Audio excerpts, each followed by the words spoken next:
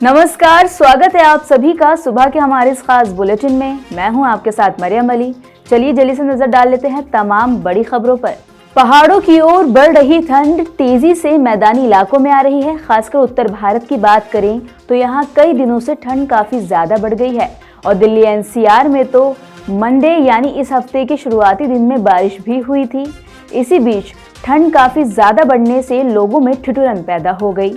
अब अगर आने वाले दिनों की बात करें तो मौसम विभाग ने येलो अलर्ट जारी कर दिया है, क्योंकि आज सुबह भी घना कोहरा देखने को मिला। ऐसा भी देखने को मिला कि विजिबिलिटी बिल्कुल जीरो हो गई है, यानी कि जो गाड़ियां चला रहे हैं लोग उन्हें कुछ भी दिखाई नहीं दिया। आज के दिन ज्यादातर इलाकों में स्मॉग और कोहरा छाए रहने की संभावना जताई गई है। इसी के साथ बादल भी छाए रहेंगे। अधिकतम तापमान की बात करें तो वो 20 डिग्री और न्यूनतम तापमान 6 डिग्री पर बना रहेगा। मौसम विभाग ने आज से 2 दिन के लिए घने कोहरे का येलो अलर्ट जारी कर दिया। इसके अलावा शनिवार रात के वक्त बारिश का भी अनुमान लगाया गया है। वहीं इसमें 2.1 डिग्री की गिरावट दर्ज की गई है। साथ ही अधिकतम तापमान 2.2 डिग्री ज्यादा के साथ 21.2 डिग्री सेल्सियस दर्ज किया गया। वहीं अगर सफदरजंग की बात करें तो वहां सुबह करीब 6:30 बजे विजिबिलिटी 600 मीटर रही, जबकि पालम एयरपोर्ट पर 8 बजे विजिबिलिटी 0 मीटर दर्ज की गई। उधर आयानगर में न्यूनतम तापमान अन्य केंद्रों के मुताबिक सबसे कम दर्ज किया गया।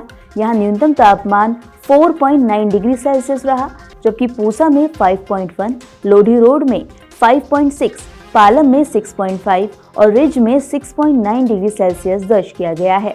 उधर अगर बीते दिन के तापमान की बात करें तो न्यूनतम तापमान 4.8 डिग्री सेल्सियस दर्ज किया गया था। इसी के साथ आज से 2 दिनों के लिए घने कोहरे की चेतावनी दे दी गई है।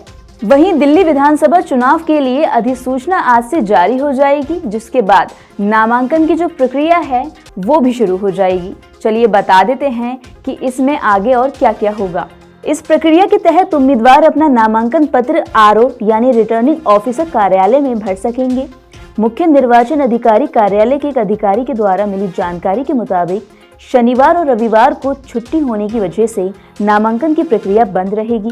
इसके बाद अगले हफ्ते सोमवार से शुक्रवार तक उम्मीदवार नामांकन भर सकेंगे। आपको बता दें कि 70 विधानसभा क्षेत्रों के लिए 70 आरओ नियुक्त हैं। दिल्ली के सभी 11 जिला निर्वाचन कार्यालयों में संबंधित विधानसभा क्षेत्र के आरओ कार्यालय में उम्मीदवार नामांकन के लिए अपना आवेदन दे सकते हैं। वहीं सभी आरओ कार्यालय में 350 सीसीटीवी कैमरे लगाए गए हैं। वहीं उम्मीदवार ज्यादा से ज्यादा 5 गाड़ियां इस्तेमाल कर सकेंगे, लेकिन गाड़ियों को आरओ कार्यालय से 100 मीटर पहले ही रोक दिया जाएगा। वहीं आरओ कार्यालय के 100 मीटर के परिधि में अधिकतम 3 गाड़ियां ही स्वीकृत की जाएंगी। इसके अलावा नामांकन पत्र दाखिल करने के लिए आरओ कार्यालय में उम्मीदवार के साथ 5 लोगों की एंट्री हो सकेगी। नामांकन के लिए सामान्य श्रेणी के उम्मीदवारों के लिए 10,000 रुपए और SC/ST उम्मीदवारों के लिए आधी राशि होगी। प्रधानमंत्री नरेंद्र मोदी 13 जनवरी को जम्मू कश्मीर के गांदरबल जिले में जेड मोड़ टनल का उद्घाटन करने वाले हैं, जिसके तहत वहां की सुरक्षा काफी ज्यादा बढ़ा दी गई है। और वहां तैयारियां कितनी पूरी हो गई हैं, जान लेते हैं। इस टनल और स्थान के आसपास की सुरक्षा का जिम्मा विशेष सुरक्षा समूह को सौंप दिया गया है। टनल के मल्टी टियर सुरक्षा घेरे में रखा गया है। अधिकारियों ने बताया कि सुरंग के सुरक्षित और सुचारू उद्घाटन के लिए सुरक्षा उपायों की जमीनी स्तर पर योजना को अंतरिम रूप दिया जा रहा है। वहीं एसपीजी के अधिकारियों जवानों का एक दल वीरवार को सोनमर्ग में आधुनिक सुरक्षा गाड़ियों के साथ पहुंच चुका है। सोनमर्ग के ट्रांसपोर्ट यार्ड में समारोह स्थल बनाने की तैयारियां भी शुरू कर दी गई हैं। ये सब एसपीजी की देखरेख में किया जा रहा है। अधिकारी ने बताया कि एसपीजी के अधिकारियों के साथ निकटतम समन्वय बनाने के लिए जम्मू कश्मीर पुलिस, सेना और सीआरपीएफ को निर्देश दे दिए गए हैं।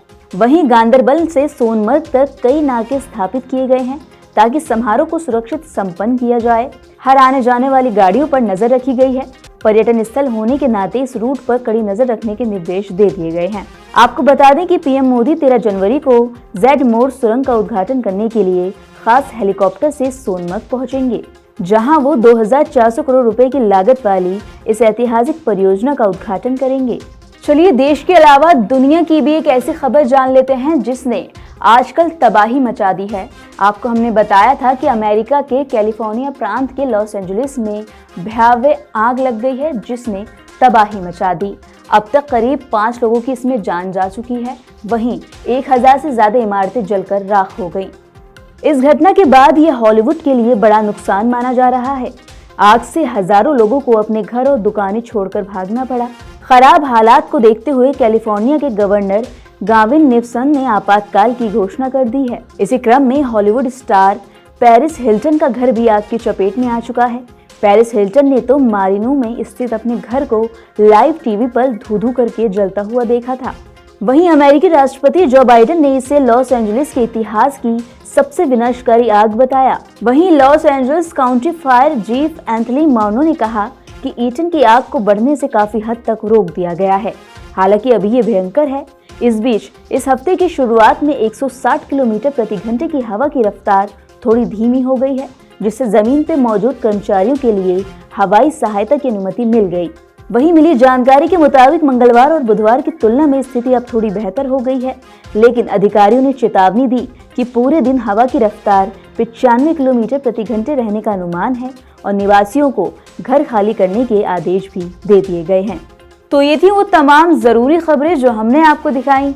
हम आपको इसका अपडेट भी लगातार देते रहेंगे। बस आपको उसके लिए जुड़े रहना होगा नवोदय टाइम्स पंजाब केसरी के साथ।